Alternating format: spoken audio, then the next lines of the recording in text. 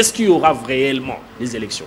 Ah ben, la situation semble en ce moment un peu compliquée et aussi très bouleversée parce que la tournure qu'a pris ces élections nous laisse maintenant dans plusieurs questionnements. On ne sait pas si réellement ces élections vont se tenir, mais le comité de normalisation nous a rassuré de la tenue de ces élections. Alors on s'attend à ce que les duels des urnes puissent se faire afin que la Ligue nationale féminine puisse trouver en tout cas la présidente idéale pour diriger ces instances, afin de permettre à ce que les footballs féminins puissent aller de l'avant, parce qu'au-delà de tout, que peu importe le camp que nous pouvons nous pencher, peu importe la couleur que nous pouvons porter, le bonheur, en tout cas, dans nos cœurs, réside sur le fait que nous voyons ensemble que le football féminin puisse émerger, puisse prospérer, et pourquoi aussi puisse rivaliser à d'autres ligues au travers du continent, et pourquoi pas au travers du monde.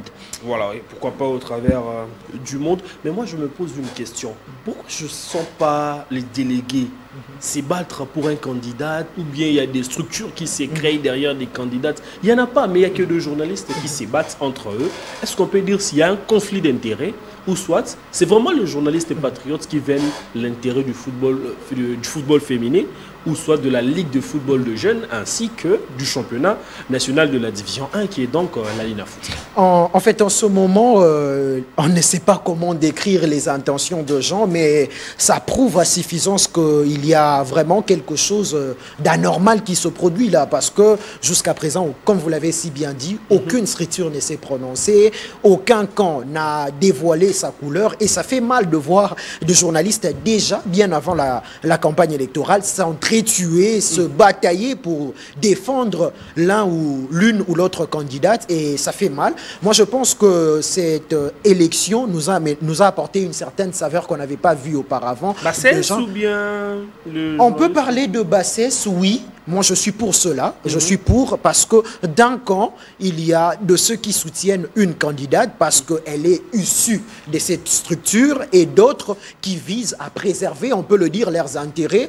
Voilà pourquoi ils s'accrochent à une autre candidate. Et c'est un comportement, en tout cas, qui n'honore pas la structure de journaliste, en tout cas. On doit chercher, au-delà de tout, comme je l'ai dit tantôt, la préservation du football féminin et aussi son avancement ainsi que son essor. Alors, voir des gens, juste parce qu'il y a un poste ou quelque chose qui a été promis, prendre rapidement un camp, et surtout, c'est que j'ai trouvé d'anormal dans ce débat-là, qu'il y a des injures, qu'il y a en tout cas de la frustration. Ça n'amène pas du beau jeu. En tout cas, nous savons que nous sommes tous dans un sport qui prône le fair play, qui prône en tout cas la bonne moralité, et voir des gens s'entretuer jusqu'à de bagarres et de poursuites en justice, ça n'honore pas la structure et ça n'honore pas le football en général au Congo. On doit réellement se battre sur les urnes, mais pas en se touchant au corps. Ça ne sera pas physiquement, ça sera sur les urnes. Et moi, je pense que ce comportement-là doit changer pour que notre métier ait quand même la valeur datant, en fait.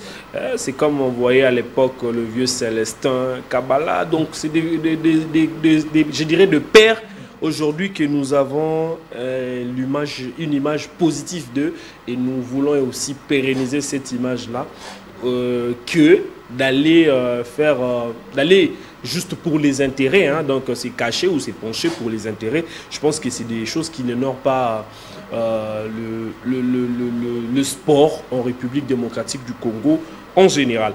J'aimerais qu'on puisse directement entamer ce sujet des élections. Vous le savez très bien, Nathan, il y a plusieurs angles concernant les élections, mais commençons d'abord par ce qui s'y passe. J'aimerais un peu raconter, c'est un certain vendredi, on arrête Olive Kiloa, au nom, parce que elle est rwandaise, tout ça, beaucoup de choses qui s'est dit. Mais après une semaine, si je ne me trompe pas, il y a également le président du comité, quand elle est relaxée, je pense le mercredi ou mardi, après quelques jours, oui, le président du comité de normalisation a été invité au parquet de cour d'appel Kinshasa-Gombe. Pourrons-nous parler déjà de l'ingérence des politiques ou de la justice dans les affaires du sport ou du football en République démocratique du Congo, parce que la FIFA interdit l'ingérence dans le football. Oui, oui. En tout cas, on peut dire ça. On peut dire ça parce que l'allure où on prie cette affaire, on comprend que quelque chose de mal intervient et une main noire de la politique fait surface petit à petit. Et nous décrions cela. Comme vous l'avez si bien dit, la FIFA a été claire sur ce point, que le football est apolitique. Et nous comprenons que petit à petit, il y a une ingérence politique dans ces élections. Olive Kiloa a été convoqué par la justice parce que d'après certains, il semblerait qu'Olive Kiloa est rwandaise, qu'elle serait l'une de personnes qui subventionnent le M23. Et alors on comprend qu'il y a... On accuse également de trafic d'influence. Trafic d'influence. Il y a trop de problèmes qui se mijotent à côté, trop de problèmes qui se disent dans les couloirs et qui fait en sorte que ça réveille les instincts, ça réveille en tout cas la sensibilité de plusieurs personnes pour dire aujourd'hui que ces élections ont pris une autre tournure et on comprend que la politique s'ingère petit à petit dans cette affaire. Et moi, je pense que ça discrédite l'image de ces élections. Lorsque déjà la politique s'ingère, on comprend qu'il y aura une puissance politique qui va venir imposer les règles. Et ça, pour le football, c'est vraiment faire un pas en arrière. Nous voulons qu'au travers de ces élections, que l'on puisse ramener le blason du football féminin vers le haut, que l'on puisse vendre positivement l'image du football féminin et aussi de toutes les autres instances qui vont participer à ces élections. Alors moi, je pense que la politique doit laisser de s'ingérer dans cette affaire parce que là, une convocation à la justice, Dieudonné Sambi qui a été convoqué au niveau... rien à fuiter. Rien à fuiter jusqu'à présent. On ne sait pas sur quoi, sur quel sujet ils ont échangé, mais en voyant ce qui se passe, on sent qu'il y a quelque chose de mauvais qui se mijote. Il y a déjà de soupçons qui nous révèlent l'identité des élections qui seront pas trop crédibles parce que la politique commence à s'ingérer et la justice, lorsque la justice est quelque part, il y a toujours de soupçons que rien ne va de ce côté-là. Rien ne va. Moi, je pense qu'il faudrait laisser la commission électorale faire son travail parce qu'après l'interpellation ou bien l'invitation du président du CONOR au parquet, quelques jours après, le président du CONOR invite ou prend rendez-vous également avec plusieurs instances. La DEMIAP, plusieurs instances de la sécurité. Il y a également la commission électorale. Il y a, je pense que c'est un délégué du ministère des Sports. Et puis il y a quelque chose qui me laisse un peu perplexe. Il y a également les silences du ministre des Sports et Loisirs. Évidemment. Tout ce qui se passe là, le ministre ne communique rien, le ministre ne dit rien, il reste un arbitre ou il reste un spectateur. Vous en pensez quoi de cela? Eh bien, moi, la position aujourd'hui du ministre de Sport m'étonne.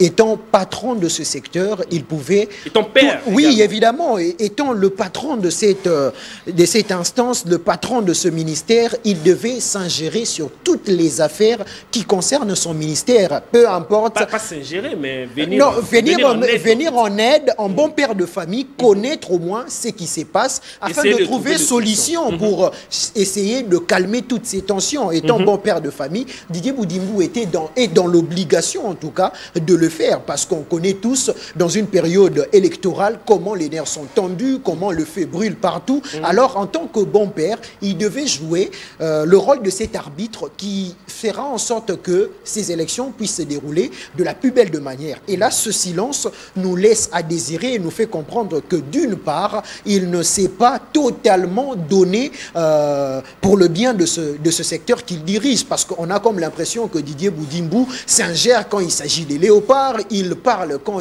c'est la sélection nationale, mais quand c'est d'autres structures, quand c'est d'autres instances, on sent un silence total. Un relâchement également. Un relâchement, et oui, on peut vraiment dire que c'est un relâchement. Ou bien il ne sait pas ce qu'il doit faire.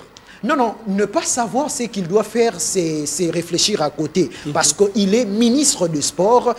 même s'il ne sait pas ce qu'il doit faire, le mieux serait en ce moment de calmer la situation. Parce que là, les nerfs sont totalement tendus avec ces convocations qui viennent de part et d'autre. Le ministère de Sport devait normalement jouer au rôle de sapeur-pompier pour calmer tout ce feu. Mais lorsque l'on voit en tout cas cette pas cette largesse, mais en tout cas cette négligence du ministère de Sport et surtout ces silences qui nous fait croire en tout cas que le ministre de Sport Didier Boudimbou n'a pas de position et ne sait pas en ce moment qu'est-ce qu'il doit décider pour la bonne gérance de cette affaire. J'aurais appris dans le couloir qu'il y a le secrétaire général adjoint de la CAF ce jour à Kinshasa, sans pour autant faire une visite officielle ou se prononcer, mais il semble qu'il est à Kinshasa. Il suit de près tout ce qui se passe.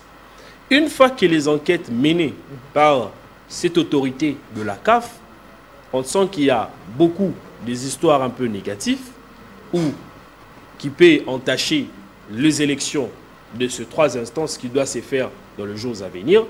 On va pousser encore de dates ou reporter en attendant que cette situation soit calmée. Dites-moi un peu, ça peut être quoi comme mot, si je voudrais le dire ainsi, si et seulement si ces élections-là seraient reportées à une date ultérieure? Eh ben, en tout cas, moi je pense que ça serait d'une part une très bonne décision. Question au moins de assainir ces climats parce qu'en ce moment, la situation est tellement tendue et organiser les élections, cela veut dire que l'on suscite en tout cas une zone de tension que le ministère des Sports, avec ces silences qu'on observe maintenant, ne saura pas gérer dans l'avenir parce qu'il y aura contestation et contestation, il y aura appel, il y aura des recours qui seront introduits et ça va tirer en longueur ces processus électoraux. Le mieux serait qu'en ce moment, comme vous l'avez si bien dit, que l'on puisse procéder au report des élections. Pas seulement procéder au report, lorsque l'on reporte, que l'on essaye de calmer toutes les tensions qui règnent autour de ces élections. Question de permettre à ce que lorsque chacun de nous ira dans les urnes, que cela soit dans un climat apaisé, dans un climat pacifique et dans un climat sain pour permettre à ce que les élections puissent se passer de la plus belle des manières et que l'on puisse couronner le vainqueur ou la vainqueur qui provient des urnes. Merci beaucoup. J'ai retenu quelque chose avant peut-être de passer à ce sujet. Vous avez parlé le problème des recours. Il y a également Trésor Loala qui s'est pointé comme candidat président avec sa mouture à la Ligue de football de jeunes. Sa candidature a été invalidée. Pour un joueur qui a autant fait pour la sélection, déjà venir avec des dossiers incomplets, au niveau de cette instance de jeunes, justement l'encadrement des jeunes au pays et à travers le monde entier, mettre de côté sa candidature, vous pensez que son image est bien vendue ou bien il a encore beaucoup à faire ou créer encore une autre mouture pour aller encore? Ah ben bon, je pense que face à cette situation, Trésor Loala doit revenir en lui-même parce que on connaît tous les documents qu'un candidat doit déposer auprès de la commission électorale. Alors, s'il se présente avec des documents incomplets, cela prouve qu'il n'est, moi je dirais, c'est selon ce que je comprends, selon mon analyse, qu'il n'est pas encore prêt à diriger cette instance. Pourquoi je dis ça? Il doit chercher d'abord à mûrir en tant que dirigeant du football, parce que là, on l'a connu en tant que joueur. On ne peut pas négliger ou mettre de côté ses prouesses dans l'ère des jeux. Mais dans la gestion, dans l'administration, on n'a pas encore une image de lui. Et là, ses premiers pas dans la politique sportive nous laissent à désirer, parce qu'on comprend qu'il y a déjà un départ qui est biaisé. Et c'est là il a été une fois conseiller de Constant Omari avec Chabani Nonda, si je ne me trompe pas. Il a été aussi entraîneur des attaquants. Des attaquants, oui, avec l'équipe nationale. Mais bon,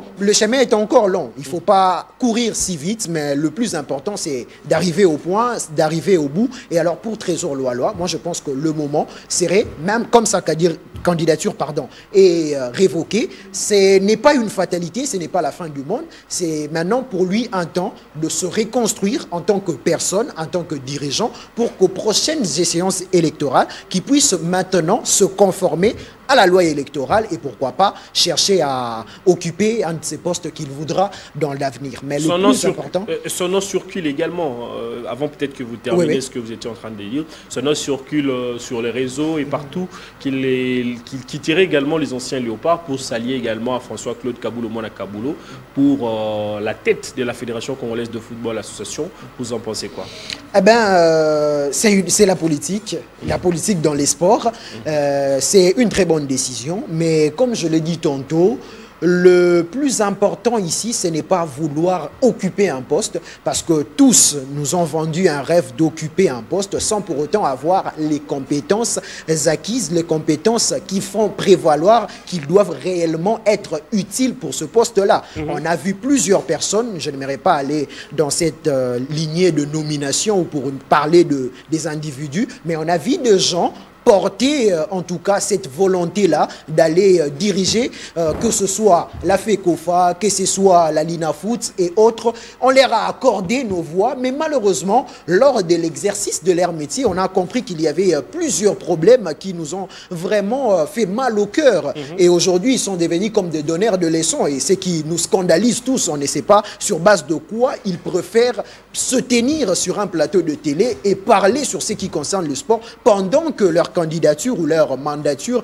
était un échec total. Mais bon, on ne va pas aller dans cette lignée. Le plus important ici, pour le profil de nos dirigeants sportifs, c'est le redressement de ce sport. En ce moment, le sport congolais, le football principalement, vit une période sombre. Et nous apporter une personne qui serait incompétent, c'est encore plonger dans le noir le football congolais et c'est ce que nous ne voulons pas. Nous sommes déjà prêts à aller dans un cimetière, alors nous amener à la tête du football une personne qui va nous emmener dans une tombe, c'est un échec total pour le sport. Aujourd'hui, le sport au Congo, le football principalement, a besoin de ces figures qui seront de fins stratèges, qui vont nous amener des stratégies efficaces afin de redresser le football qui a perdu en tout cas sa splendeur, qui a perdu sa beauté, qui a perdu cette ferveur. Alors nous voulons retrouver les stades, nous voulons une bonne gestion et cela veut à la tête de ces instances une personne compétente. C'est surtout le mot que je mets surtout en évidence parce que nous ne voulons pas que de figures qui vont nous vendre des rêves, mais de personnes compétentes qui vont assurer et assumer leurs propres paroles. Leurs propres paroles. Merci.